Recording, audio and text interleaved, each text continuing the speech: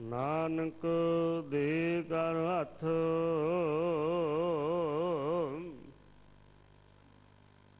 सुकाहो टाल गुर सेविया अहनस सहज सुभाय दर्शन परसया गुरु का जन्म मरण दुख डाय दर्शन परसया गुरु का जन्म मरण दुख डाय वाहिगुरु जी राग सोरठ भूखे भगत न कीजा जय माला अपनी लीजा भूखे भगत न कीजा जय माला अपनी लीजा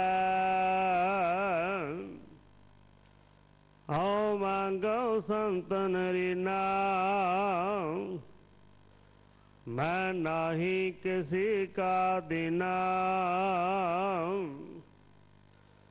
माधो कैसी बना तुम संगी आप न देहो तले वो मंगी राओ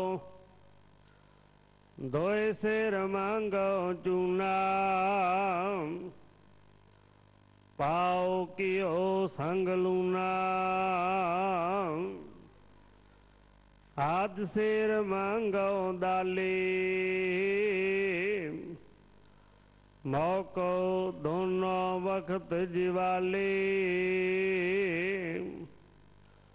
खाट मांगो चौपाई सिरहाना अवर तुलाई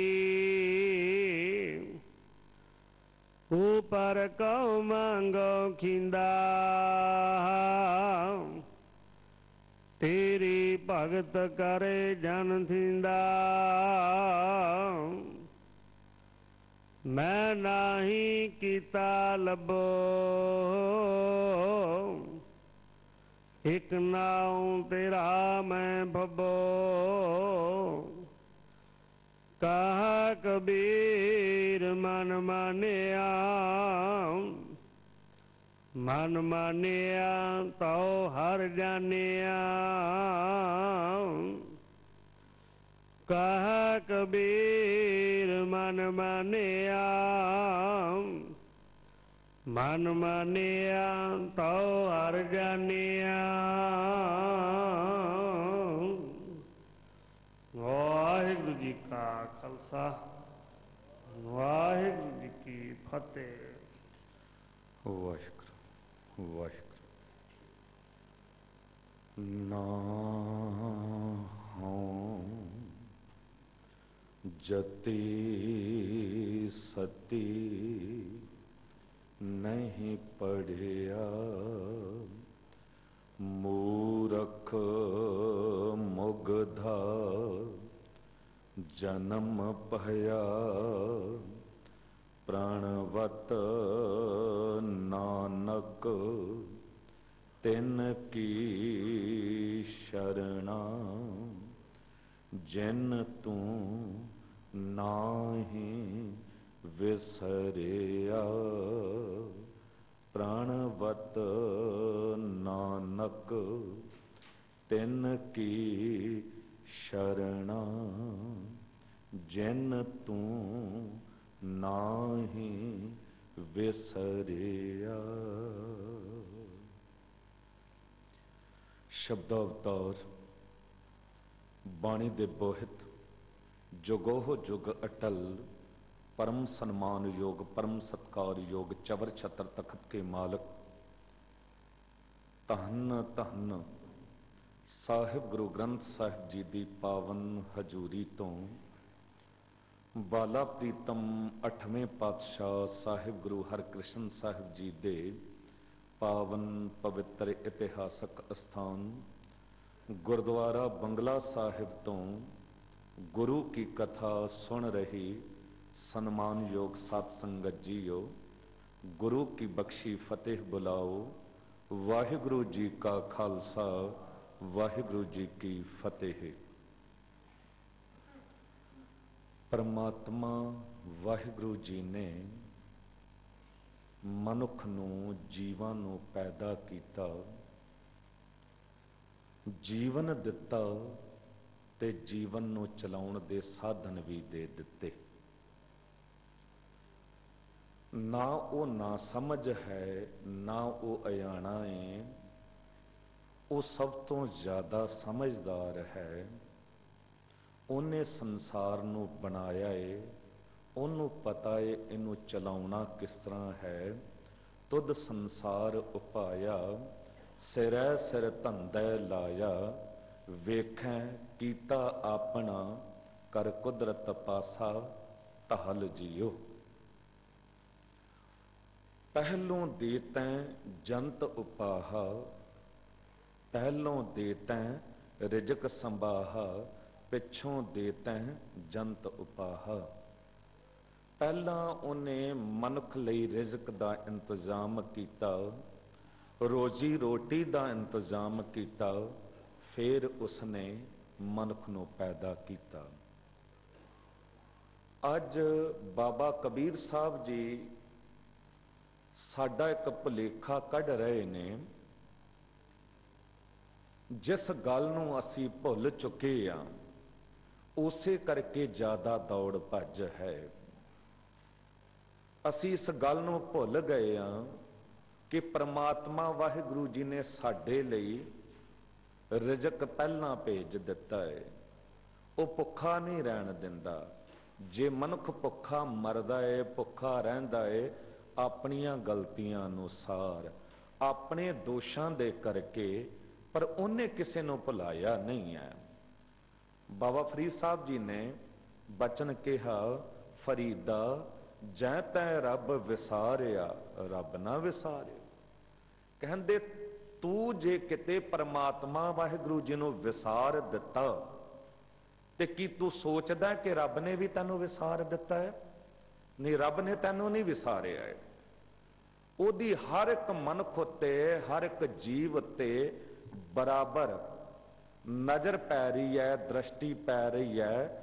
वो सारियां नूं रोजी दे रहा है। नानक चिंता मत करो, चिंता तिस ही है, जल में जंत उपायन तिना भी रोजी दे। वो सारियां नूं रोजी रोटी दे रहा है। बाबा कबीर साहब जी ने अज साडा भुलेखा कढ़िया कि जितनी दौड़ भज है, ये अंदरों विश्वास मुक गया, ये भरोसा मुक गया परमात्मा वाहिगुरु जी उत्ते। या इउं कह सकते हैं कि उस रब की बरकत नूं असीं भुला दिता, विसार दिता। इसे करके दौड़ भज है। दास ने पिछे बेनती की सी कि भुल तो वड्डी कोई दूरी नहीं, ते चेते तो वड्डी कोई नजदीकी नहीं। चेता याद स्मृति, जे परमात्मा वाहिगुरु जी नूं असीं याद रखीए ते साडी ये जिहड़ी बहुत ही बेकार दी दौड़ भज है, ये मिट जानी है। पर असीं भुला दिता है रब नूं, ते भुलाउण करके दौड़ भज है, दूरी बन गई है। भावें बहुत नेड़े है। कह रविदास हाथ पै नेड़े सहजे होए सो होई, अंदर ही वसदा है, पर दूरी बन गई है। क्यों बन गई है? जिस तरह जेब दे च चाबी रख के बंदा भुल गया, हुण जाना सी गड्डी कार स्कूटर ते दौड़ भज है। घर दे च वक्त पा दिता, हर एक नाल झगड़ा पा दिता है, चाबी लभो चाबी लभो। है ते बहुत नेड़े पर दूर बन गई है। विसारन दी देर सी, विसरन दी देर सी, भुल सब तो वड्डी दूरी है। मनुख जे किते नेड़े कोई बहुत ज्यादा रह रहा है, पर उहदे नाल नेह नहीं रहा। मनुख अपने रिश्तियां नूं भी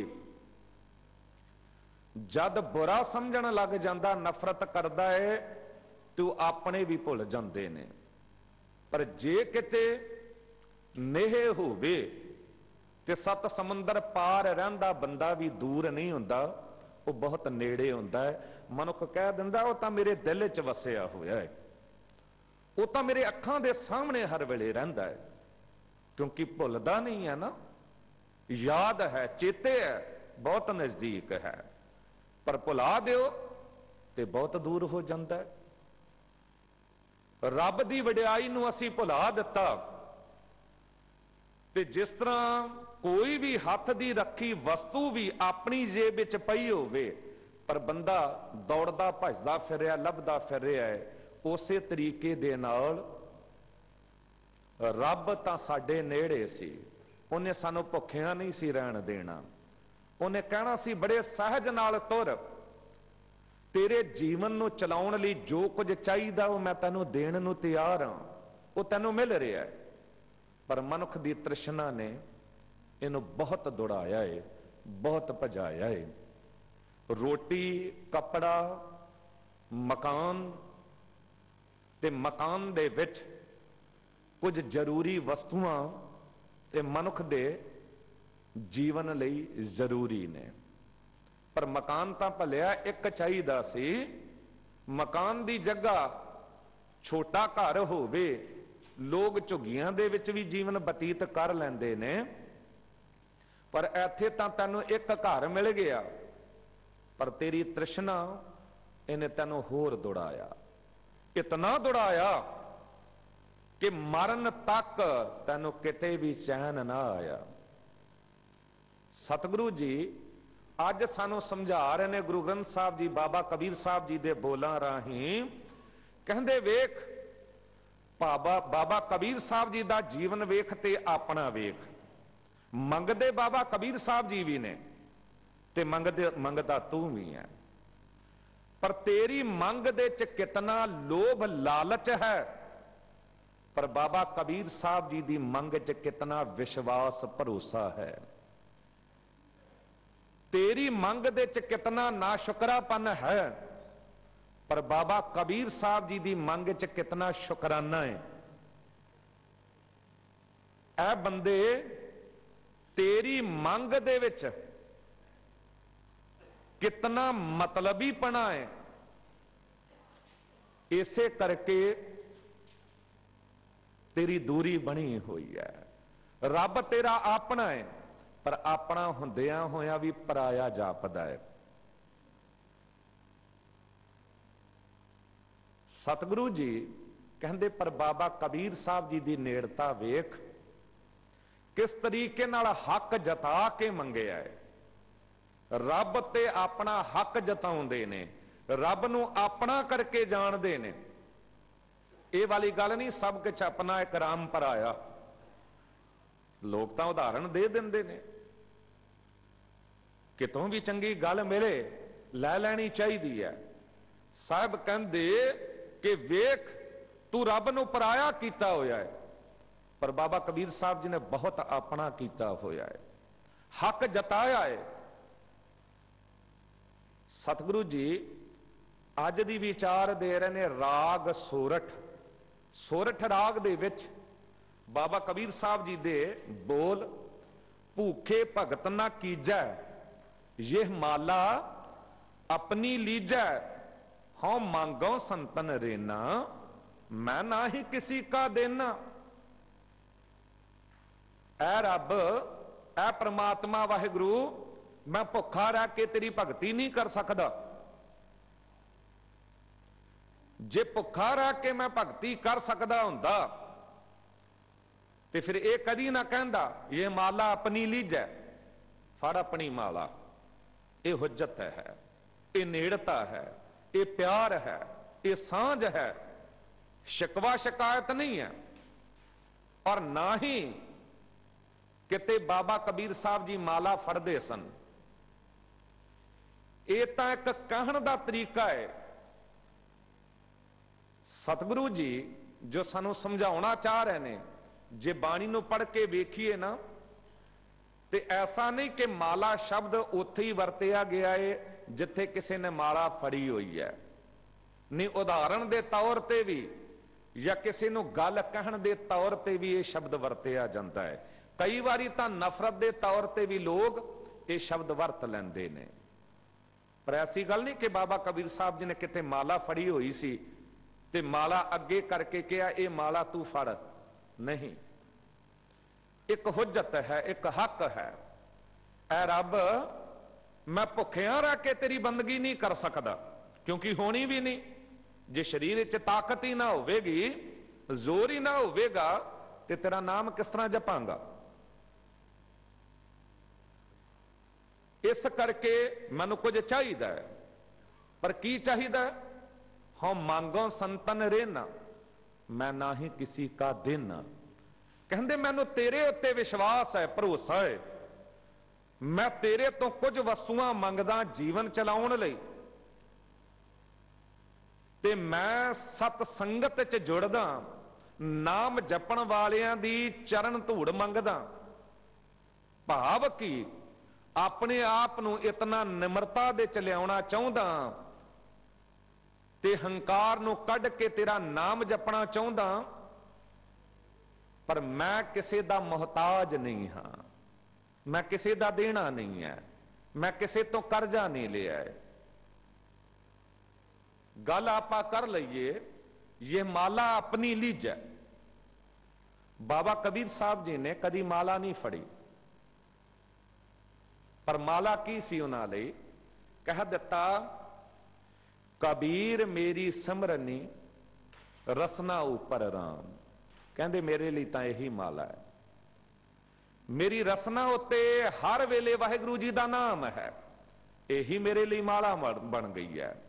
मैं बाहरों माला नहीं पाई, कंठे माला जिहवा राम राम। मेरी जिहवा उत्ते वाहिगुरू जी का नाम है, ते मेरे कंठ दे विच ही वो राम नाम की माला वस गई है। भाव की मैनू भुलाउंदा नहीं आ, वो हर वेले मैनू चेते है। बाबा कबीर साहब जी ये गल क्यों कह रहे ने कि मेरे लिए तां माला कंठ दे विच ही है, अंदर ही है, मैं बाहर विखावे की माला नहीं पाउंदा।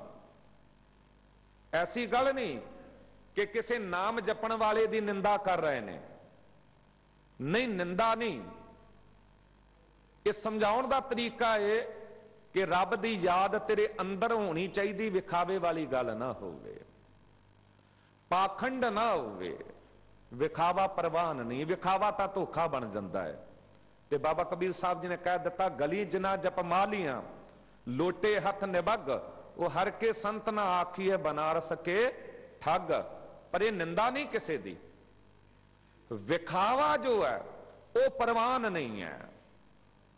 ते बाबा कबीर साहब जी ने इत्थे जो कहा ये माला अपनी लीजे, एक प्रतीक, एक इशारा है कि जे किते ऐ मालक वाहिगुरू तू मैनू रोजी रोटी नहीं देंदा ते मैं भुखिया तां तेरी भगती कर नहीं सकदा। फिर ये जिहड़ी माला है रब दा नाम जपना, ये नहीं हो सकेगा मेरे तो। असल च कहना ये चाह रहे ने, हुण ये नहीं कि माला हाथ च फड़ के वापस करना चाह रहे ने। प्रोफेसर साहब सिंह जी ने एक घटना का जिक्र किया जो इस गल नूं खोल जाएगी। वो कहंदे मैं अत दे गरीब हिंदू परिवार दे च जन्मिया सी। कदी प्रोफेसर साहब सिंह जी की जीवनी पढ़ के वेखना, जिन्हां ने गुरु ग्रंथ साहब जी का टीका किया, भाव की अर्थ लिखे ने। ते अज जितने गुरु घरां दे विच साहब श्री गुरु ग्रंथ साहब जी की लड़ीवार कथा होंदी है, 95% तो वध गुरुद्वारियां दे विच प्रोफेसर साहब सिंह जी दे ये अर्थ पढ़ के कथा होंदी है। प्रोफेसर साहब सिंह जी ये ब्राह्मण सन, कदी जीवनी पढ़ के वेखना, कुछ भी नहीं लुकाया इन्होंने, सब कुछ प्रगट कर दिता है। जीवन दे च कोई विखावा नहीं है। ते प्रोफेसर साहब सिंह ने लिखिया कि एक गरीब हिंदू घर दे च मेरा जन्म होया सी ते 9वीं जमात तक क्लास तक जद मैं पहुंचया ते उदों मैनू सिख धर्म की ते सिख सिद्धांतां की कुछ समझ पई ते मैं सिख बन गया। जद सिख बन गया हाले 5-6 महीने ही बीते सी इस गल नूं कि जो उस स्कूल का हैडमास्टर से उन्होंने ये गल चंगी ना लगी। वो कुछ वहमां भरमां विच जकड़िया होया सी ते वो ईरखा करन लगा। उन्होंने ये गल चंगी ना लगी ते हर वेले ओह जिहा सुभाव रखन लग गया ते कहंदे असी कुछ सिख बच्चे हफ्ते च एक दिन शहर दे गुरुद्वारे जाके कीर्तन भी करते हुंदे सन। हुण ओ जो हफ्ते च एक दिन जाके असी कीर्तन करते हुंदे सन ओ गल भी उन्होंने नहीं सी पाउंदी। उन्हें रोकना चाहया ते ये प्यार गुरु नाल होर वध गया ते उस गल तो तां वो चुप हो गया। पर कदी ना कदी वो क्लास च बुला के सारियां दे सामने एक तरीके दे नाल जलील करना इउं टोक दिंदा सी भी जे किते पिछे बैठा ते अगे बुला के ते सारियां दे सामने कहना हाँ हाँ तू तां जा धर्मशाला दे विच जाके ढोलकी वजा ते माला फड़ लै। बच्चों नूं कहंदा सी इहदा काम तां यही है भी इहने माला फड़ लैनी है ते ढोलकी वजाउणी है। हुण असल विच प्रोफेसर साहब सिंह जी कहंदे ना तां मैनूं ढोलकी वजाउणी आउंदी सी ना ही मैं कदी हत्थ च माला फड़ी सी, पर क्योंकि ओहदी नफरत बोल रही सी अंदरों ते ये कुछ उन्हें अपने चित्त दे च आप ही ईजाद कर लिया सी। बोलन दा तरीका उन्हें ये शब्द आप ही बना लै सन कि इन्हें तां जाके ढोलकी वजाउणी है ते माला फड़नी है। असल विच ना माला फड़ी सी ना ढोलकी वजाई सी, कहण दी गल सी। जिस तरह अज भी तुसीं वेखो आम कहण च आ जांदा कुछ लोग ना गुरु घर दे भी किसी ग्रंथी या सेवादार नूं वेखदे ने ते कह दिंदे ने जी इन्हें तां कड़ा खा के ढिड वधाया होया है। इन्हें तां प्रसाद शब्द भी नहीं वरतदे क्योंकि किते ना किते मनुख दे अंदरों नफरत भी बोल पैंदी है। इन्हें तां कड़ा खा के ढिड वधाया होया है। पर असल विच तुसीं किते भी वेख लो गुरु दरबारां दे सेवादार या ग्रंथी कदी भी प्रसाद दी इउं वरतों नहीं करदे भी ज्यादा खाना है। ये तां इउं है जिस तरह हलवाई भी मिठाइयां बहुत बनदियां ने पर वो किते मिठाइयां ते नहीं खांदा, खाण वाले आके खांदे ने। हुण गुरु दरबार दा प्रसाद जिहड़ा है ये तां इक किरपा है। प्रसाद तो शब्द प्रसाद बनिया। हुण अपने वल्लों ही कुछ लोग गल्लां बना लैंदे ने जिस तरह कह दिंदे ने जी प्रसाद थोड़ा लेना जी। क्यों थोड़ा लेना? कहंदे जी लोकां ने आके अरदासां कराईयां हुंदियां ने भेटावां दित्तियां हुंदियां ने ते अपने दुख लैके गुरुद्वारे छड़ जांदे ने। वो फिर प्रसाद दे रूप विच जद वो प्रसाद बनदा वरताया जांदा ते लोकां दे हिस्से च आ जांदा है। थोड़ा थोड़ा वंडिया जांदा सारियां नूं ते थोड़ा थोड़ा वंडिया जांदा है ते जिहड़ा ज्यादा प्रसाद लै लेगा उन्होंने ज्यादा दुख आ जाणगे। हुण ये केवल किसे बंदे दे दिमाग दी ईजाद कीती हुई गलत सोच है। गुरु दरबार तो दुख कट्टे जांदे ने, दुख वंडे कदी भी नहीं जांदे। इत्थे तां दुख सड़ जांदे ने। दीवा तेरा एक नाम दुख विच पाया तेल। दुखां रूपी तेल नाम रूपी दीवे च सड़ जांदा है। ये नहीं, ये तां गुरु दरबार तो किरपा वंडी जांदी है और प्रसाद दे रूप विच। हुण ये प्रसाद नूं ही दुख कह देना ये अपने वल्लों कुछ इजाद कीतियां हुईयां गल्लां हो जांदियां ने। हुण इत्थे भी जे इस पंक्ति नूं असीं समझ लईए भी बाबा कबीर साहब जी कह रहे ने ये माला अपनी लीज है, भी बाबा कबीर साहब जी कोई माला वापस कर रहे सन ते वो हाथ च लैके माला ते सिमरन करते रहंदे सन। नहीं, बाबा कबीर साहब जी ने तां अपनी रसना उत्ते ही नाम रूपी माला रख लई सी। माला दी लोड़ ही नहीं सी। कबीर मेरी रसना, कबीर मेरी सिमरनी। सिमरनी कहा जाता है माला नूं। कबीर मेरी सिमरनी रसना ऊपर राम, मेरी रसना दे उत्ते हर वेले रब दा नाम है। हुण बाबा कबीर साहब जी किसी दे मोहताज नहीं बने। जिहड़ा रब दे दर दा मंगता है ना, उन्होंने जगह जगह दा मंगता नहीं बनना पैंदा। अगे बाबा कबीर साहब जी बचन करते ने, कहंदे माधो कैसी बने तुम संगे, आप ना देहो तां लेमो मंगे। बड़ी कमाल दी सांझ है। ऐ मेरे मालक वाहिगुरू तेरे नाल किस तरह बन सकती है, शर्मा के संग के। हुण इत्थे संगे शब्द का यह नहीं अर्थ कि तेरे नाल नहीं, इत्थे संगे का अर्थ है शर्म। भी तेरे तो शर्मा के जे रहांगा, तेरे तो संग के रहांगा। जिहड़ा शर्माउंदा ना बंदा, वो कई बारी भुखा तड़पदा रहिंदा पर किसी तो कुछ मंग नहीं पाउंदा। बाबा कबीर साहब जी कहंदे मैं जगह जगह दा मंगता नहीं आ। जद असीं किसी तो कुछ मंगण जांदे आ ना, याद रखियो बाहर मंगण लग्गिया सानू अणख गैरत नू मारना पैंदा है। गुरबाणी ने भी फैसला दिता, मंगन गया सो मर रहा, मंगत मान ना पाया।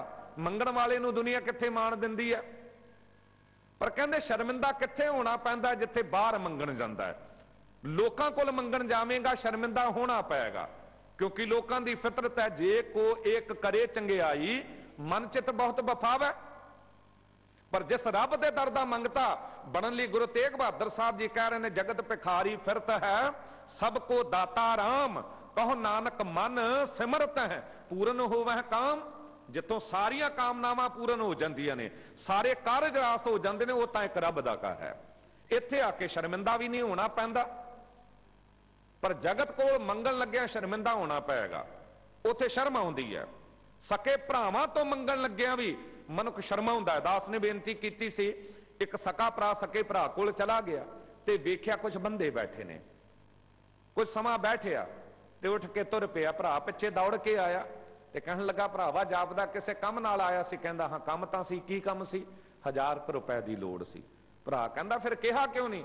वो कहंदा किस तरह? कहंदा तेरे कोल तां बंदे बैठे सन ते जे तू मना कर दिंदा ते मेरी की इज्जत रह जानी सी। भाव की सके भरा तो भी असीं लुको के मंगदे हां, इत्थे किते लुको के मंगदे हां। गुरु दरबार च तां बंदा कई बारी सारियां दे सामने या घर गुरु ग्रंथ साहब जी का प्रकाश करके शुकराना करन लग्गिया कथा कीर्तन समागम रखदा ते अरदास कराउंदा है कि मैं भिखारी बन के गुरु दे दरबार तो ये कुछ मंगिया सी। सारियां दे विच कहंदा हुण इत्थे क्यों शर्मिंदा होवेगा? इत्थे तां सारा जगत ही भिखारी है। बाबा कबीर साहब जी कह रहे ने कि ऐ रब मैं तेरे तो मंगदा, पर तेरे तो मंगण लग्या मैं शर्माउंदा नहीं हां। माधो, माधो दा अर्थ हुंदा माधव, माया दा पति परमात्मा वाहिगुरु। माधो कैसी बने तुम संगे, ये किस तरह गल बन सकती है तेरे तो शर्मा के? क्योंकि जे शर्मावांगा ते फिर कोई मंग नहीं सकांगा। आप ना देहो, जे तू आप नहीं देगा ना ते कहंदे लेवों मंगे, मैं तो तेरे तो मंग लेंगा, क्योंकि मैनू तेरे उत्ते बड़ा विश्वास है, भरोसा है। गुआंढी पड़ोसी तो मंगण लग्या बंदा शर्माउंदा है, पर अपने पिता तो मंगण लग्या बच्चा नहीं शर्माउंदा। पता किहड़ा बच्चा शर्माउंदा है? जिहड़ा चोर हुंदा है, जिहड़ा बेईमान हुंदा है, जिहड़ा पिता दे घर नूं गलत लुटा रहा हुंदा है, या जिहदे च ऐब हुंदे ने। हुण ओह ऐब हुंदे ने, नशिਆਂ च गलतान हुंदा है, इस करके वह पिता का विश्वास तोड़ चुकिया हुंदा है। फिर वह उस हक नाल मंग भी नहीं पाउंदा। झात मार के वेखियो, मेरे तो लैके तुहाडे तक सवै पड़चोल करनी है, किते साडी हालत भी ये तां नहीं। पर इत्थे भी कई प्रकार के लोग हुंदे ने, याद रखियो। कुछ तां बहुते बेशरम हो जांदे ने, वो फिर लिहाज ही नहीं करते, वो तां जबरदस्ती भी खोण दा यतन करते ने। इहो जिहा बंदा ना हो जावे भी शर्मावे ही ना, शर्म ही छड्ड दवे। ਹੁਣ ਸ਼ਰਮ ਛੱਡਣ ਦੇ ਵੀ ਦੋ ਤਰੀਕੇ ਨੇ। ਇੱਕ ਤਾਂ ਬੰਦਾ ਬਹੁਤ ਹੀ ਬਦ ਦਿਮਾਗ ਬਦਤਮੀਜ਼ ਹੋ ਜਾਵੇ, ਉਹ ਇੱਕ ਵੱਖਰੀ ਗੱਲ ਹੈ। ਤੇ ਜੋ ਬਾਬਾ ਕਬੀਰ ਸਾਹਿਬ ਜੀ ਗੱਲ ਕਰ ਰਹੇ ਨੇ, ਕਿਉਂਕਿ ਦੋਨੋਂ ਪੱਖ ਵੇਖਣੇ ਨੇ ਨਾ, ਇੱਥੇ ਇਹ ਪੂਰਾ ਵਿਸ਼ਵਾਸ ਹੈ, ਭਰੋਸਾ ਹੈ ਗੁਰੂ ਵਾਹਿਗੁਰੂ ਉੱਤੇ ਵੀ ਤੇਰੇ ਤੋਂ ਜੇ ਮੈਂ ਸ਼ਰਮਾਵਾਂਗਾ ਤਾਂ ਗੱਲ ਬਣੇਗੀ ਨਹੀਂ। ਤੇਰੇ ਤੋਂ ਮੈਂ ਮੰਗ ਰਿਹਾ ਕੁਝ, ਪਰ ਹੁਣ ਵੇਖਣਾ ਮੰਗਣਾ ਕੀ ਹੈ। ਬਾਬਾ ਕਬੀਰ ਸਾਹਿਬ ਜੀ ਕਿਸ ਤਰ੍ਹਾਂ ਮੰਗਦੇ ਨੇ ਤੇ ਅਸੀਂ ਕਿਸ ਤਰ੍ਹਾਂ ਮੰਗਦੇ ਹਾਂ। ਕਹਿੰਦੇ ਆਪ ਨਾ ਦੇਹੋ ਤਾਂ ਲੇਵੋ ਮੰਗੇ, ਮੈਂ ਮੰਗ ਲਿਆਂਗਾ ਪਰ ਕੀ ਮੰਗਾਂਗਾ? ਦੋਏ ਸੇਰ ਮੰਗੋ ਚੂਨਾ, ਪਾਓ ਕੀਓ ਸੰਗ ਲੂਨਾ। ਦੋ ਸੇਰ ਆਟਾ ਮੰਗਾਂਗਾ, ਕਿਉਂਕਿ ਪਰਿਵਾਰ ਹੈਗਾ ਇਤਨਾ। ਤੇ ਕਦੀ ਕਦਾਈ ਕੋਈ ਤੁਰਦਾ ਰਾਹੀ ਯਾਤਰੀ ਵੀ ਆ ਜਾਂਦਾ,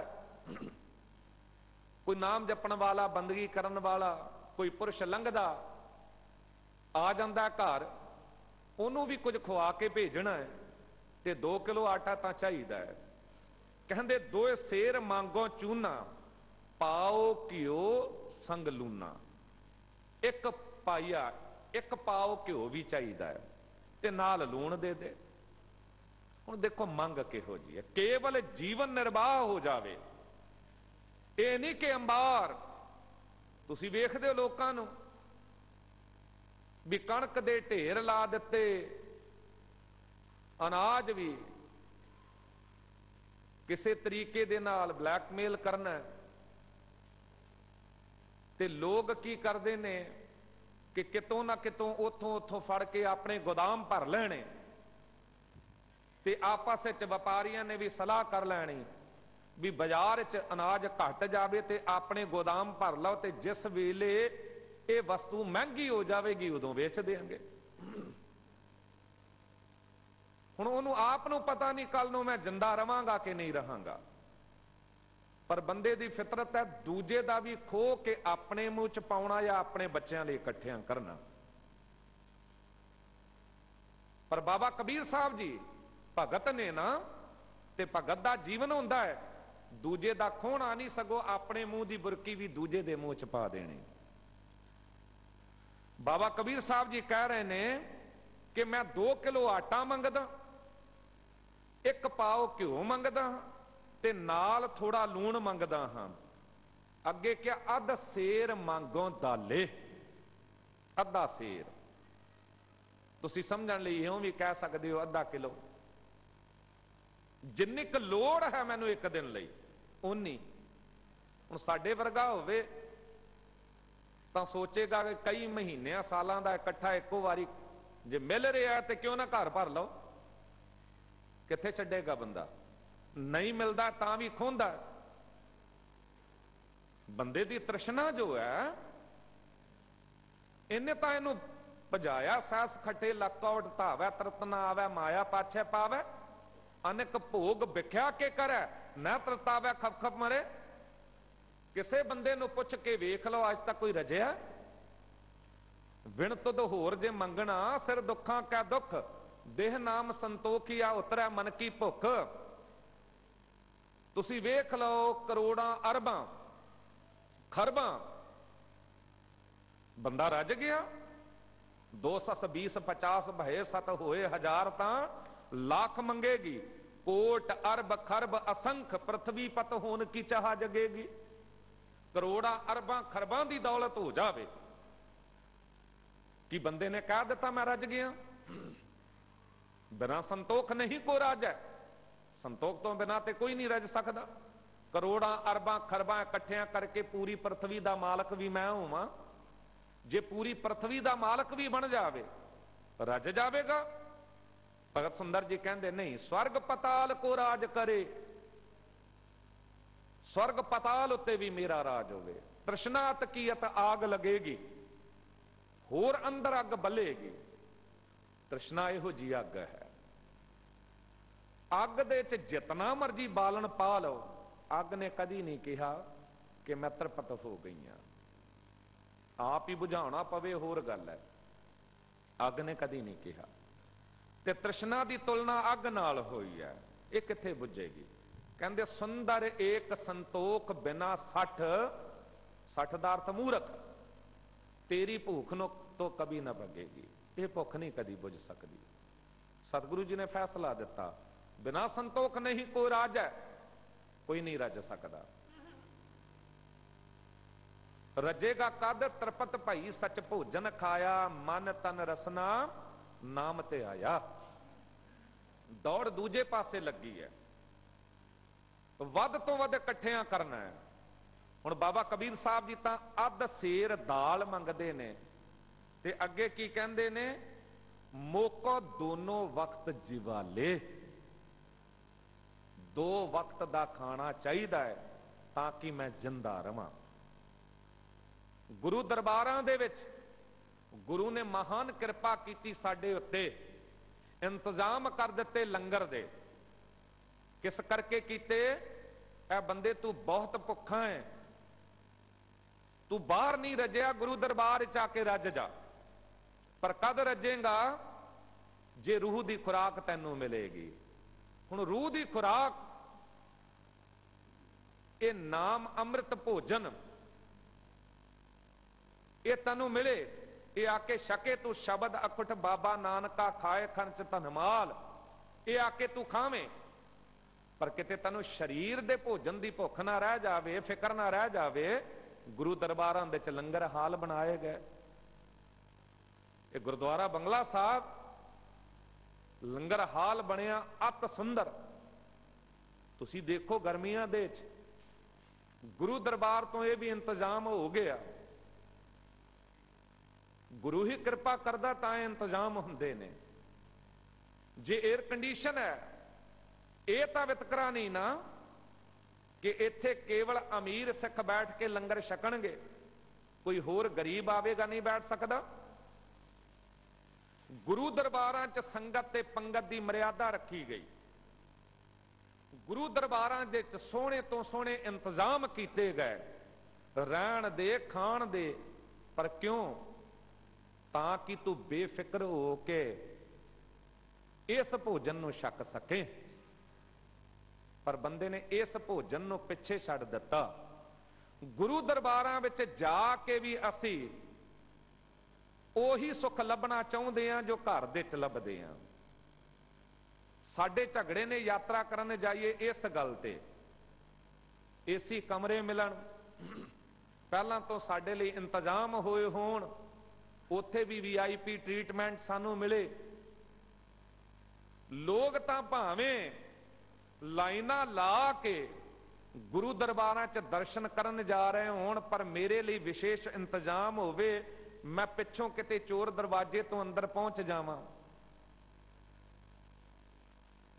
ਜੇ ਤੇ ਮਨ ਦੇ 'ਚ ਹੰਕਾਰ ਨੂੰ ਪਾਲਣਾ ਹੈ, ਫਿਰ ਇਹ ਚੀਜ਼ਾਂ ਨੇ। ਯਾਦ ਰੱਖਿਓ, ਝੁਕਣਾ ਵੀ ਵਿਖਾਵੇ ਵਾਲਾ ਨਾ ਹੋਵੇ। ਝੁਕਣ ਲੱਗਿਆ ਤਾਂ ਬੰਦਾ ਲੰਮਾ ਵੀ ਪੈ ਜਾਂਦਾ ਡੰਡੇ ਵਾਂਗ। ਅਪਰਾਧੀ ਦੂਣਾ ਨਿਵੈ ਜੋ ਹੰਤਾ ਮਿਰਗਾਂ ਹੈ, ਸੀਸ ਨਿਵਾਈਆ ਕਿਆ ਥੀਏ ਜਾ ਹਿਰਦੈ ਸੁੱਧੇ ਜਾਏ। ਪਰ ਅੰਦਰ ਤੇਰੇ ਝੁਕਣਾ ਹੋਇਆ ਕਿ ਨਹੀਂ? ਬਾਬਾ ਕਬੀਰ ਸਾਹਿਬ ਜੀ ਅੰਦਰੋਂ ਝੁਕੇ ਹੋਏ ਸੀ। ਬਾਬਾ ਕਬੀਰ ਸਾਹਿਬ ਜੀ ਕੋਲ ਤ੍ਰਿਸ਼ਨਾ ਰੂਪੀ ਅੱਗ ਨਹੀਂ ਸੀ, ਸੰਤੋਖ ਸੀ, ਅੰਦਰੋਂ ਰਜੇ ਹੋਏ ਸੀ। ਨਾਮ ਰੂਪੀ ਭੋਜਨ ਕੋਲ ਸੀ। ਅਖੀਰ ਤੁਸੀਂ ਜਾ ਕੇ ਵੇਖੋਗੇ ਕਿਆ ਕਮਾਲ ਦੀ ਗੱਲ ਕਹੀ ਹੈ। ਜਦ ਸ਼ਬਦ ਮੁਕਾਇਆ ਹੈ ਇਹ ਬੰਦ, ਤੇ ਬਾਬਾ ਕਬੀਰ ਸਾਹਿਬ ਜੀ ਨੇ ਇੱਕ ਬਚਨ ਬੜਾ ਕਮਾਲ ਦਾ ਕਿਹਾ ਹੈ। ਕਹਿੰਦੇ ਮੈਂ ਨਾ ਹੀ ਕੀਤਾ ਲੱਭੋ, ਇੱਕ ਨਾਮ ਤੇਰਾ ਮੈਂ ਫੱਬੋ। ਮੈਨੂੰ ਇਹ ਸਮਝ ਪੈ ਗਈ ਹੈ ਕਿ ਜੀਵਨ ਮਿਲਿਆ ਏ ਤੇਰੀ ਬੰਦਗੀ ਕਰਨ ਲਈ, ਚੰਗੇ ਕਰਮ ਕਰਨ ਲਈ, ਸੇਵਾ ਸਿਮਰਨ ਕਰਨ ਲਈ, ਤੇ ਜੀਵਨ ਨੂੰ ਚਲਾਉਣ ਲਈ ਕੁਝ ਲੋੜਾਂ ਨੇ। ਉਹ ਲੋੜਾਂ ਅਤ ਜ਼ਰੂਰੀ ਨੇ, ਕਿਉਂਕਿ 2 ਵੇਲੇ ਦਾ ਰੁੱਖਾ ਮਿੱਸਾ ਲੰਗਰ ਤਾਂ ਚਾਹੀਦਾ ਹੈ ਨਾ, ਤਾਂ ਹੀ ਸਰੀਰ ਚੱਲੇਗਾ। ਇਸ ਕਰਕੇ ਮੈਨੂੰ 2 ਕਿਲੋ ਆਟਾ ਚਾਹੀਦਾ ਏ, ਪਾ ਘਿਓ ਚਾਹੀਦਾ ਹੈ, ਲੂਣ ਚਾਹੀਦਾ ਹੈ, ਅੱਧਾ ਸੇਰ ਦਾਲ ਚਾਹੀਦੀ ਹੈ, ਤਾਂ ਕਿ ਮੌਕਾ ਦੋਨੋਂ ਵਕਤ ਜਿਵਾ ਲੇ, ਦੋਨੋਂ ਵਕਤ ਮੈਂ ਜਿੰਦਾ ਰਹਿ ਸਕਾਂ। ते अगे क्या खाट मांगो चौपाई, मैनू चार पायां वाली एक चारपाई भी चाहिए है। सिरहाना अवर तलाई, एक सराहना चाहिए है, तलाई चाहिए है। ऊपर को मांगो खींदा, तेरी भगत करे जन थींदा। उपर नो मैं रजाई भी मंगदा, अत दी ठंड पै रही होवे, सोना नहीं होवेगा, ते अमृत वेले जाके तेरा भगत बंदगी किस तरह करेगा। बाबा कबीर साहब जी ने तो कदी नहीं विसारिया रब नूं। कबीर सुपने हूं बरड़ा के, जह मुख निकसै राम, ताकै पग की पन ही मेरे तन को चाम। जिहदे अंदरों आवाज निकल रही है, कोई होवे जे किते त्रबक के निंदर टुटदी है, उठदा है ओदी जुबान तो वाहिगुरु तेरा नाम निकलदा, ते मैं उन्होंने अपने चमड़े की जुत्ती बना के पवाण नूं तैयार हां। जिहदा इतना क नेह है परमात्मा वाहिगुरु जी नाल, वो वाहिगुरु नूं विसार किथे सकदा है। पर बाबा कबीर साहब जी कहंदे मैं मंगिया, मैं शर्म नहीं कीती, मैनूं पता जो जन तेरी भगत करन ते तिनके काज सवारता। पर संसार दे च बंदा आप ही अपने कार्य सवारना चाहुंदा है, उदों ही पता लगता जब सब कुछ बिगड़ जाता है, अखीर तक राजी नहीं पाउंदा। एक राजा जिन्हें दुनिया नूं लुटिया, राजे बड़े ने अज भी जितने भी लोग ने धनाढ़ पुरख जिन्हां ने केवल पैसे नूं ईमान बनाया है, दौलत नूं ईमान बनाया है, वो अपने आप नूं राजे महाराजियां तो घट नहीं समझते।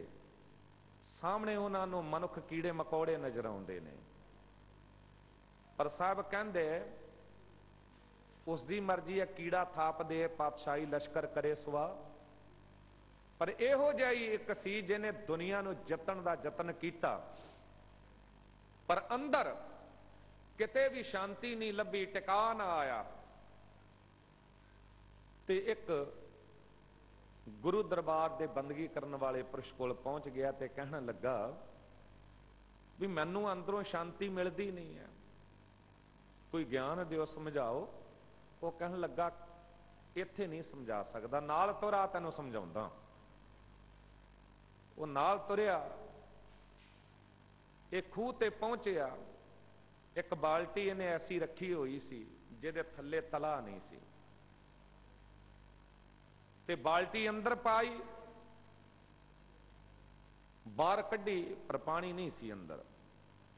इसे तरह जद 10-20 वारी कीता, वो जड़ा आया सी ज्ञान लैण वेखदा रहा, ते अखीर मत्थे ते हथ मार के कहंदा लगदा है अज बड़े वड्डे ना समझ नाल पाला पै गया, ज्ञान ते की मिलना सी, इहनूं तां आप नूं पता नहीं। कहण लगा इउं पानी नहीं भरिया जा सकदा, भावें सारी उम्र बाल्टी पा के खिंचदा रहा। उन्हें पूछया क्यों? कहण लगा इहदा तला ही नहीं है, जे अंदर बाल्टी सिटेगा भी, पानी भरेगा भी, बाहर खिंचेगा तो वह तो चला जाएगा, कुछ प्राप्त नहीं होगा।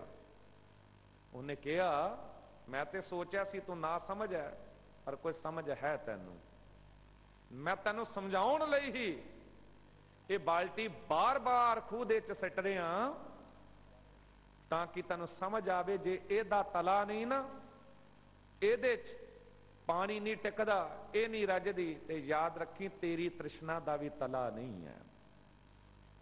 जितना मर्जी दौड़ भज लै, दुनिया नू लुट लै, सारियां दा सब कुछ खो लै, पर रहेगा खाली दा खाली, रहेगा भुखे दा भुखा। साचे नाम की लागै भूख, उत भूखै खाए चले हैं दुख। बाबा कबीर साहब जी कहंदे ऐ मेरे मालक वाहिगुरु, मैं ये सब कुछ जो मंग रहा ना, ये किस करके मंग रहा? मोको दोनों वक्त जिवा ले, मैं 2 वेले ਇਹ ਲੰਗਰ ਛਕ ਕੇ ਇਉਂ ਗੁਜਰਾਨ ਕਰਾਂ, ਜਿੰਦਾ ਰਵਾਂ, ਸ਼ਰੀਰ ਚੱਲਦਾ ਰਵੇ ਤੇ ਸ਼ਰੀਰ ਚੱਲਦੇ ਨਾਲ ਮੈਂ ਤੇਰੇ ਨਾਮ ਨਾਲ ਜੁੜਿਆ ਰਹਾ, ਤੈਨੂੰ ਯਾਦ ਕਰਦਾ ਰਹਾ। ਕਹਿੰਦੇ ਉਪਰ ਕੋ ਮੰਗੋ ਖੀਂਦਾ, ਤੇਰੀ ਭਗਤ ਕਰੈ ਜਨ ਥਿੰਦਾ। ਪ੍ਰੇਮ ਵਿੱਚ ਭਿੱਜ ਕੇ ਮੈਂ ਤੇਰੀ ਭਗਤੀ ਕਰਾਂ, ਪਰ ਐ ਮੇਰੇ ਮਾਲਕ ਵਾਹਿਗੁਰੂ ਮੈਂ ਲੋਭ ਲਾਲਚ ਨਹੀਂ ਕੀਤਾ, ਮੈਂ ਨਾ ਹੀ ਕੀਤਾ ਲੱਭੋ, ਇੱਕ ਨਾਮ ਤੇਰਾ ਮੈਂ ਫੱਬੋ। ਮੈਂ ਲੋਭ ਲਾਲਚ ਨਹੀਂ ਕੀਤਾ, ਇਹ ਕੁਝ ਵੀ ਮੈਂ ਤਾਂ ਮੰਗਿਆ ਹੈ ਤਾਂ ਕਿ ਮੈਨੂੰ ਤੇਰੇ ਨਾਮ ਦੀ ਦਾਤ ਮਿਲ ਸਕੇ, ਮੈਂ ਤੇਰੇ ਨਾਮ ਨੂੰ ਜਪ ਸਕਾਂ। ਅਸੀਂ ਕਾਦੇ ਲਈ ਸਰੀਰ ਕਮਾਵਾਂਗੇ? ਦੁਨੀਆ ਦੀ ਦੌੜ ਇਸ ਗੱਲ ਤੋਂ ਹੈ। ਅੱਜ ਜਿਤਨੇ ਜਿਮ ਕਸਰਤ ਕਰਨ ਦੀਆਂ ਜਗ੍ਹਾਵਾਂ, ਬੰਦੇ ਨੂੰ ਪਾਰਕਾਂ ਦੇ ਚ ਦੌੜਦਿਆਂ ਵੇਖੋ, ਚੰਗੇ ਤੋਂ ਚੰਗਾ ਹੈਲਦੀ ਫੂਡ ਖਾਣਾ, ਕਿ ਇਸ ਕਰਕੇ ਕਿ ਜੀਵਨ ਸਫਲ ਹੋ ਜਾਵੇ? ਨਹੀਂ, ਇਸ ਕਰਕੇ ਜੀਵਨ ਲੰਮਾ ਹੋ ਜਾਵੇ, ਮੈਂ ਜ਼ਿਆਦਾ ਜੀ ਸਕਾਂ। ਮੈਂ ਕਿਸ ਕਰਕੇ ਬਲਵਾਨ ਹੋਵਾਂ? ਤਾਂ ਕਿ ਹੋਰ ਜ਼ਿਆਦਾ ਕੁਕਰਮ ਕਰ ਸਕਾਂ, ਹੋਰ ਜ਼ਿਆਦਾ ਕਾਮ ਕਮਾ ਸਕਾਂ। ਮੈਂ ਇਸ ਕਰਕੇ ਤਾਕਤ ਵਿਖਾਵਾਂ ਤਾਂ ਕਿ ਲੋਕ ਮੇਰੇ ਤੋਂ ਡਰਨ, ਮਹੱਲੇ 'ਚ ਕੋਈ ਮੇਰੇ ਸਾਹਮਣੇ ਬੋਲ ਨਾ ਸਕੇ। ਨਹੀਂ ਭਲਿਓ, ਗੁਰੂ ਦਾ ਜੀਵਨ ਸਾਡੇ ਲਈ ਉਦਾਹਰਣ ਹੈ, ਚਾਨਣ ਮੁਨਾਰਾ ਹੈ। ਸਤਿਗੁਰੂ ਗੁਰੂ ਗੋਬਿੰਦ ਸਿੰਘ ਸਾਹਿਬ ਪਾਤਸ਼ਾਹ ਜੀ ਵਰਗਾ ਸੂਰਬੀਰ ਬਲਵਾਨ ਸੰਸਾਰ ਵਿੱਚ ਕਿਤੇ ਨਜ਼ਰ ਨਹੀਂ ਆਉਂਦਾ। ਇਹੋ ਜਿਹਾ ਦਲੇਰ ਸੂਰਮਾ ਵੀ 10 ਲੱਖ ਫੌਜ ਹੋਵੇ, ਕੋਈ ਫਿਕਰ ਹੈ? ਪਰ ਸਾਹਮਣੇ ਜ਼ਾਲਮ ਲੋਕ ਜਿਤਨੇ ਵੀ ਹੋਣ, ਕੋਈ ਪਰਵਾਹ ਨਹੀਂ। ਅੰਦਰ ਤ੍ਰਿਸ਼ਨਾ ਨਹੀਂ ਸੀ। ਜੀਵਨ ਉਹ ਸੀ ਜੋ ਭਗਤ ਕਬੀਰ ਸਾਹਿਬ ਜੀ ਦਾ ਹੈ। ਆਨੰਦਪੁਰ ਸਾਹਿਬ ਵਸਦਾ ਰਸਦਾ ਹੈ, ਤਾਂ ਵੀ ਕੋਈ ਪਕੜ ਨਹੀਂ, ਕੋਈ ਲੋਭ ਲਾਲਚ ਨਹੀਂ। ਤੇ ਜੇ ਆਨੰਦਪੁਰ ਸਾਹਿਬ ਚਲਾ ਗਿਆ ਹੈ, ਪਰਿਵਾਰ ਵਿਛੋੜਾ ਹੋ ਗਿਆ ਹੈ, ਚਮਕੌਰ ਦੀ ਗੜੀ ਦੇ ਵਿੱਚ ਵੀ ਜੇ 40 ਸਿੰਘ ਤੇ 2 ਸਾਹਿਬਜ਼ਾਦੇ ਤੇ ਸਤਿਗੁਰੂ ਆਪ ਨੇ, ਚੌਧਰੀ ਬੁੱਧੀ ਰਾਜ ਰੁੱਖਾ ਮਿੱਸਾ ਲੰਗਰ ਤਿਆਰ ਕਰਦਾ ਹੈ ਤੇ ਸਿੰਘ ਗੁਰੂ ਦੇ ਸਾਹਮਣੇ ਲੰਗਰ ਰੱਖਦੇ ਨੇ। ਸਤਿਗੁਰੂ ਗੁਰੂ ਗੋਬਿੰਦ ਸਿੰਘ ਸਾਹਿਬ ਜੀ ਕਹਿੰਦੇ, ਸਿੰਘੋ ਪਹਿਲਾਂ ਲੰਗਰ ਤੁਸੀਂ ਛਕੋ, ਫਿਰ ਮੈਂ ਛਕਾਂਗਾ। ਸਿੰਘ ਕਹਿੰਦੇ, ਕਿਤਨਾ ਕੁ ਪਿਆਰ ਕਰਦੇ ਹੋ ਸਤਿਗੁਰੂ ਜੀ ਸਿੰਘਾਂ ਨਾਲ? ਸਾਹਿਬ ਕਹਿੰਦੇ, ਮੇਰੇ ਤੋਂ ਪੁੱਛਦੇ ਹੋ? ਕਦੀ ਬਾਣੀ ਨੂੰ ਪੜਿਆ ਨਹੀਂ? ਮਾਤਾ ਪ੍ਰੀਤ ਕਰੇ ਪਤ ਖਾਏ, ਮੀਨੇ ਪ੍ਰੀਤ ਭਈ ਜਲ ਨਾ ਆਏ, ਸਤਿਗੁਰ ਪ੍ਰੀਤ ਗੁਰਸਿੱਖ ਮੁਖ ਪਾਏ। ਕਹਿੰਦੇ, ਜਿਸ ਤਰ੍ਹਾਂ ਮਾਂ ਬੱਚੇ ਨੂੰ ਪਿਆਰ ਕਰਦੀ ਹੈ, ਬੱਚਾ ਸਾਹਮਣੇ ਬੈਠ ਕੇ ਲੰਗਰ ਛਕ ਰਿਹਾ ਹੋਵੇ ਤੇ ਮਾਂ ਰੱਜ ਜਾਂਦੀ ਹੈ, ਬੁਰਕੀ ਬੱਚੇ ਦੇ ਮੂੰਹ 'ਚ ਪੈਂਦੀ ਹੈ, ਖੂਨ ਮਾਂ ਦਾ ਵੱਧਦਾ ਹੈ। ਗੁਰੂ ਇਉਂ ਤੁਹਾਡੇ ਨਾਲ ਪਿਆਰ ਕਰਦਾ ਹੈ। ਕਿਤੇ ਸਤਿਗੁਰੂ ਜੀ ਕੋਲ ਨਾ ਸ਼ੁਕਰਾਪਨ ਹੈ, ਆਪਣੇ ਬੱਚਿਆਂ ਨੂੰ ਗਵਾ ਕੇ, ਪਰਿਵਾਰ ਨੂੰ ਗਵਾ ਕੇ ਰੋ ਰਹੇ ਨੇ, ਸ਼ਿਕਵਾ ਸ਼ਿਕਾਇਤ ਕਰ ਰਹੇ ਨੇ? ਬਿਲਕੁਲ ਨਹੀਂ। ਕਹਿੰਦੇ, ਉਦੋਂ ਬਾਰੇ ਅੱਲਾ ਯਾਰ ਖਾਂ ਜੋਗੀ ਨੇ ਕਮਾਲ ਦੇ ਬਚਨ ਲਿਖੇ ਨੇ। ਕਹਿੰਦੇ, ਗੋਬਿੰਦ ਵੀ ਸ਼ਬਵਾਸ हुए खेमे में जाकर, ਕਹਿੰਦੇ ਸੋਚਿਆ ਤਾਂ ਇਹ ਸੀ ਕਿ ਸਤਿਗੁਰੂ ਜੀ ਉੱਪਰ ਜਾ ਕੇ ਚੁਬਾਰੇ ਤੇ ਸੌਂ ਗਏ ਨੇ, ਸਿੰਘ ਥੱਲੇ ਸੁੱਤੇ ਨੇ। ਦੇਖਾ तो बैठे हैं गर्दन को झुका कर, ਉਹ ਤਾਂ ਸਜਦੇ 'ਚ ਵਾਹਿਗੁਰੂ ਜੀ ਦੇ ਬੈਠੇ ਨੇ। ਵਾਹਿਗੁਰੂ ਵਾਹਿਗੁਰੂ है मुंह से निकलता, है तू ही तू है मुंह से निकलता। कहते 2 घड़ी रात गुजरी जब जिक्रे खुदा में, खैमे से निकल आए सतगुरु हवा में, कदमों से टहलते थे मगर दिल था दुआ में, कहते थे ऐ खुदावंद खुश हूं तेरी रजा में। हुण भी मैं खुश हाँ। बाबा कबीर साहब जी भी हमेशा खुश रहे ने। दुनियावी लोग दुखी हो जाते ने, कदी कदी वेखदा कि बाबा कबीर साहब जी दे माता इतने क दुखी होए, मुस मुस रोवा कबीर की माई, ए बारक कैसे जीवह रगराई, बुनना तन्ना सब तजो है कबीर, हर को नाम लिख लियो शरीर। ये बाबा कबीर साहब जी ने हकीकत आप बयान की है। कहते इत्थे तक होया कि मां ने जाके कहा, सुनो जिठानी सुनो दिरानी, अचरज एक भयो, सात सूत इन मुंडिये खोए, मुंडिया क्यों ना मुयो, ये क्यों ना मर गया। जे इन्हें वो काम छड़ दिता है, हुण गल वही आ गई, काम छड़िया नहीं सी, काम तो कर रहे सन, पर इहो जी दौड़ च शामिल नहीं सन। जिस तरह अजोके समय के मां बाप भी बच्चों नाल इउं दौड़ च शामिल होंदे ने, रात दिन मां बाप नूं पता हुंदा है कि मेरा पुत्तर हेरा फेरियां कर रहा है, रिश्वतां खा रहा है। हॉस्पिटलों दे विच जे पढ़ा लिखा के डॉक्टर बनाया, मां बाप ये नहीं कहते कि बच्चे अपने हक दा लई, नहीं भावें दुनिया दा पेट चीर दे, अंग कट कट के वेच दे, व्यापार कर लै, पर घर दौलत नाल भर लै। ओहो जी दौड़ च बाबा कबीर साहब जी शामिल नहीं होए, लेकिन परिवार गुजारे लई वो मेहनत करते सन। पर मां का सुभाव सी दुनियादार, उन्होंने की पता कि बाबा कबीर साहब जी अंदरों रजे हुए ने।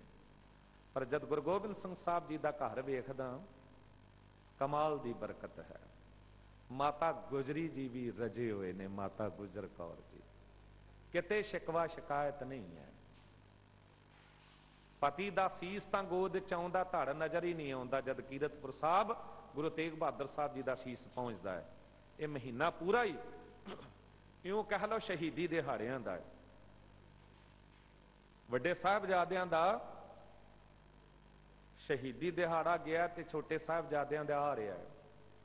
तो दिल्ली सिख गुरुद्वारा प्रबंधक कमेटी वालों सरबत संगत के सहयोग नाल गुरुद्वारा माता सुंदरी साहब विखे ये 26 दिसंबर नूं अमृत वेले तो शामा वेले तक मनाया जाना है। तो सवेर नूं उत्थे साका चमकौर साहब ते साका सरहंद सुनावांगे। अरदास जो बेनती करना चाह रहा इशारा मात्र कि गुरु गोबिंद सिंह साहब जी जे आनंदपुर साहब वसदा रसदा है, तां भी कोई पकड़ नहीं है, लोभ लालच नहीं है। तो जे आनंदपुर साहब चला गया है, परिवार विछोड़ा हो गया है, तां भी कोई पकड़ नहीं है, क्योंकि मन नूं इउं गुन लिया सी। गुरु ग्रंथ साहब जी दे पावन बोल जो गुरु के कीर्तनीय पढ़ रहे सन, फतेह भई मन जीत, जिन्हें मन नूं जित लिया ना, उहदी जित अवश्य होवेगी, वो किते हारेगा नहीं। गुरु गोबिंद सिंह साहब जी जिस पासे भी तुर जाते सन, जित कदम चुमदी सी, पर जित दा भी माण आप नहीं करना। याद रखियो, जिन्हें जित दा माण कर लिया ना, वो अज भी हारिया ते कल भी हारिया, क्योंकि हंकार हरा दिंदा है। कदी दावा बंदा जित दा ना करे, जे जित मिले भी ना तो फिर गुरु गोबिंद सिंह साहब सतगुरु जी वांग वाहिगुरु जी का खालसा वाहिगुरु जी की फतेह। खालसा भी वाहिगुरु दा, फतेह भी वाहिगुरु जी दी। मैं भी वाहिगुरु दा, ते जे मैनू जित मिली ते वो जित भी परमात्मा वाहिगुरु जी दी। इहो जिहा मनुख कदी हारदा नहीं है। हार चले गुरमुख जग जीता। सतगुरु गुरु गोबिंद सिंह साहब पातशाह जिस वेले पंजा सिंघां ने कह दिता कि सतगुरु जी चमकौरगढ़ी छड़ के चले जाओ, सतगुरु जी जिस वेले तुरे ने ते भाई दया सिंह धर्म सिंह मान सिंह नाल ने, जंग का मैदान है। विद्वान पुरखा ने लिखा है कि सतगुरु जी ज्यों तुरे, अचानक सतगुरु जी के पैर किसी कपड़े च अड़ गए। की वेखदे ने कि बाबा अजीत सिंह जी का पवित्र शरीर पिया होया है, शहीद होए पे ने। निर्मोह सतगुरु, कोई पकड़ थोड़ा, क्योंकि मन नूं जित लिया सी, मन नूं इउं गुंद लिया सी। जो दास ने बेनती की सी, तुसीं वेखो आटा जद भैणां गुंदियां ने ਤੇ ਪਰਾਤ ਨੂੰ ਉਹ ਫੜਦਾ ਹੈ, ਪਰ ਜਦ ਪੂਰਨ ਤੌਰ ਤੇ ਗੁੰਨ ਲਿਆ ਜਾਂਦਾ ਹੈ ਉਦੋਂ ਫਿਰ ਉਹ ਪਰਾਤ ਛੱਡ ਦਿੰਦਾ ਹੈ। ਅੰਦਰ ਰਹਿੰਦਿਆਂ ਹੋਇਆਂ ਵੀ ਪਕੜ ਨਹੀਂ ਕੋਈ। ਗੁਰੂ ਕੀ ਦੇਗ ਪ੍ਰਸ਼ਾਦ ਬਣਾਇਆ ਜਾਂਦਾ ਹੈ, ਬਣਾਉਣ ਲੱਗਿਆਂ ਜਿਸ ਮਨੁੱਖ ਨੂੰ ਬਣਾਉਣਾ ਨਹੀਂ ਆਉਂਦਾ ਉਸ ਤੋਂ ਤਾਂ ਚੰਬੜਿਆ ਰਹਿ ਜਾਂਦਾ, ਪਰ ਜਿਹੜਾ ਸਮਝਦਾਰ ਹੈ, ਜਿਹਨੂੰ ਬਣਾਉਣਾ ਆ ਗਿਆ, ਉਹ ਪ੍ਰਸ਼ਾਦ ਇੱਕ ਟਾਈਮ ਆਉਂਦਾ ਹੈ ਕਿ ਉਹ ਕੜਾਹੀ ਛੱਡ ਦਿੰਦਾ ਹੈ। ਅੰਦਰ ਰਹਿੰਦਿਆਂ ਹੋਇਆਂ ਕਣਕਾਂ ਮਾਤਰ ਵੀ ਤੁਸੀਂ ਵੇਖਣਾ ਕਿ ਪ੍ਰਸ਼ਾਦ ਉਹ ਚੰਬੜਿਆ ਨਹੀਂ ਹੁੰਦਾ। ਬਿਲਕੁਲ ਇਉਂ ਸੰਸਾਰ ਵਿੱਚ ਰਹਿੰਦਿਆਂ ਹੋਇਆਂ ਜਿਸ ਮਨੁੱਖ ਨੂੰ ਮਨ ਨੂੰ ਗੁੰਨਣਾ ਆ ਗਿਆ ਨਾ, ਯਾਦ ਰੱਖਿਓ ਮਨ ਇੱਕ ਦਿਨ ਪਕੜ ਤੋਂ ਉੱਪਰ ਹੋ ਜਾਂਦਾ ਹੈ। ਨਿਰਮੋਹ ਸਤਿਗੁਰੂ ਅੱਗੇ ਤੁਰ ਗਏ ਨੇ ਤੇ ਕੀ ਵੇਖਦੇ ਨੇ ਕਿ ਬਾਬਾ ਜੁਝਾਰ ਸਿੰਘ ਜਿਹਦਾ ਪਵਿੱਤਰ ਸਰੀਰ ਟੋਟੇ ਟੋਟੇ ਹੋਇਆ ਪਿਆ ਹੈ। ਪੁੱਤਰਾਂ ਵਾਲਿਓ, ਕਦੀ ਮਹਿਸੂਸ ਕਰਕੇ ਵੇਖਿਓ ਗੱਲ ਨੂੰ, ਮਰ ਗਏ ਜਵਾਨ ਪੁੱਤਰਾਂ ਦੀ ਜੇ ਤਸਵੀਰ ਵੀ ਸਾਹਮਣੇ ਆ ਜਾਵੇ, ਮਾਂ-ਬਾਪ ਦੀਆਂ ਭੁੱਬਾਂ ਨਿਕਲ ਜਾਂਦੀਆਂ ਨੇ, ਪਰ ਜੇ ਲੋਥਾਂ ਲਾਸ਼ਾਂ ਸਾਹਮਣੇ ਪਈਆਂ ਹੋਣ ਤੇ ਮਾਂ-ਬਾਪ ਟੱਕਰਾਂ ਮਾਰ ਕੇ ਆਪਣਾ ਸਿਰ ਤੋੜ ਲੈਂਦੇ ਨੇ। ਇਹ ਵੀ ਤਾਂ ਪਿਤਾ ਹੈ ਨਾ। ਨਿਰਮੋਹ ਸਤਿਗੁਰੂ ਅਸੀਸ ਦੇ ਕੇ ਅੱਗੇ ਵਧ ਗਏ ਨੇ। ਅਚਾਨਕ ਪਿੱਛੋਂ ਕਪੜਾ ਛੰਡਣ ਦੀ ਆਵਾਜ਼ ਆਈ ਹੈ। ਸਤਿਗੁਰੂ ਜੀ ਪਿੱਛੇ ਮੁੜ ਕੇ ਕੀ ਵੇਖਦੇ ਨੇ ਕਿ ਦਇਆ ਸਿੰਘ ਨੇ ਕਮਰ ਕੱਸੇ ਦਾ ਕਪੜਾ ਖੋਲਿਆ, ਉਹਨੂੰ ਛੰਡਿਆ ਹੈ। ਸਤਿਗੁਰੂ ਜੀ ਨੇ ਪੁੱਛਿਆ ਕੀ ਕਰਨ ਲੱਗੇ ਹੋ? ਤੇ ਦਇਆ ਸਿੰਘ ਨੇ ਸਾਹਮਣੇ ਤੋਂ ਬੇਨਤੀ ਕੀਤੀ, ਸਤਿਗੁਰੂ ਜੀ ਪਹਿਲਾਂ ਤੁਸੀਂ ਦੱਸੋ ਤੁਹਾਡੇ ਤੀਰਾਂ ਨੂੰ ਸੋਨਾ ਕਿਉਂ ਲੱਗਾ ਹੁੰਦਾ ਹੈ? ਕਹਿੰਦੇ ਇਸ ਕਰਕੇ ਲੱਗਾ ਹੁੰਦਾ ਹੈ ਕਿ ਮੇਰਾ ਤੀਰ ਕਿਸੇ ਦੁਸ਼ਮਣ ਨੂੰ ਵੀ ਲੱਗੇ ਤੇ ਜੇ ਉਹਦੇ ਕੋਲ ਖਫਣ ਦਾ ਇੰਤਜ਼ਾਮ ਕਰਨ ਦਾ, ਸੰਸਕਾਰ ਕਰਨ ਦਾ ਪੈਸਾ ਨਾ ਹੋਵੇ ਤੇ ਉਸ ਸੋਨੇ ਨਾਲ ਉਹਦੇ ਖਫਣ ਦਾ ਇੰਤਜ਼ਾਮ ਕੀਤਾ ਜਾ ਸਕੇ। ਸਤਿਗੁਰੂ ਜੀ ਤੁਸੀਂ ਤਾਂ ਦੁਸ਼ਮਣਾਂ ਲਈ ਵੀ ਇੰਤਜ਼ਾਮ ਕਰਦੇ ਹੋ।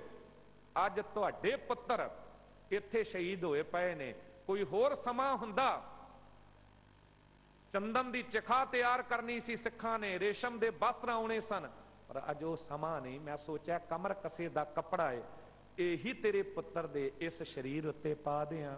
ਬਾਬਾ ਅਜੀਤ ਸਿੰਘ ਜੀ ਦੇ ਸਤਿਗੁਰੂ ਗੁਰੂ ਗੋਬਿੰਦ ਸਿੰਘ ਜੀ ਨੇ ਕਿਹਾ, ਦਇਆ ਸਿੰਘ ਇੱਥੇ ਕੇਵਲ ਅਜੀਤ ਸਿੰਘ ਤੇ ਜੁਝਾਰ ਸਿੰਘ ਨਹੀਂ, ਇੱਥੇ ਕਈ ਜਿਗਰ ਦੇ ਟੋਟੇ ਸਿੰਘ ਸ਼ਹੀਦ ਹੋਏ ਪਏ ਨੇ।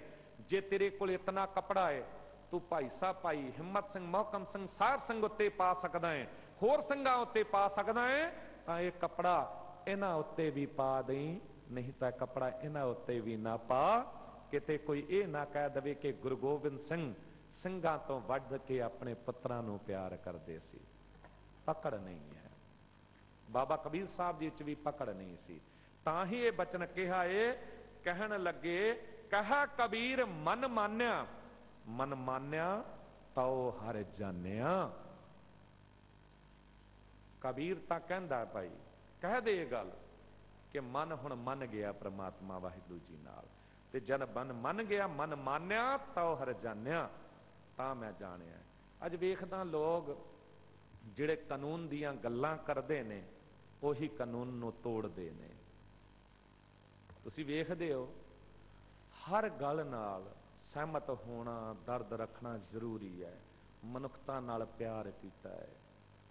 ਪਰ ਇਹ ਗੱਲ ਬੜੀ ਪਿਆਰੀ ਲੱਗਦੀ ਸੀ, ਛੋਟੇ ਹੁੰਦਿਆਂ ਸੁਣਦੇ ਸਾਂ ਵੀ ਪੱਥਰ ਮਾਰਨ ਦੀ ਗੱਲ ਜੇ ਹੋਵੇ ਤੇ ਇੱਕ ਬਚਨ ਉਹ ਆਉਂਦਾ ਹੁੰਦਾ ਸੀ, ਕਹਿੰਦੇ ਜਿਸਨੇ ਪਾਪ ਨਾ ਕੀਆ ਉਹ ਪਹਿਲਾ ਪੱਥਰ ਮਾਰੇ।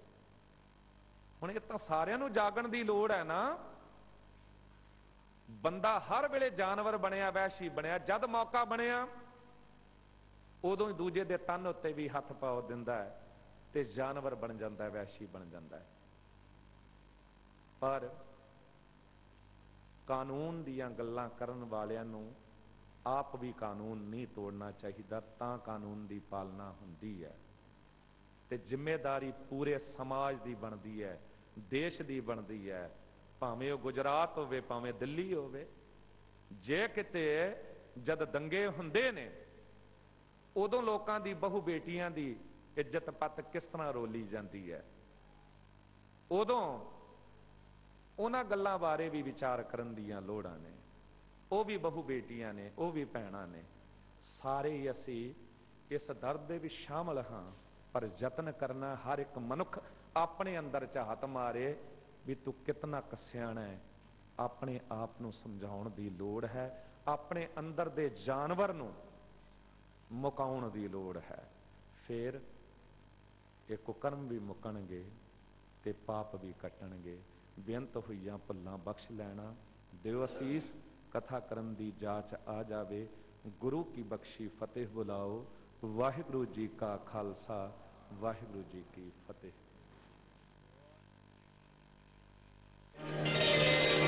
श्री हरि कृष्ण प्रिया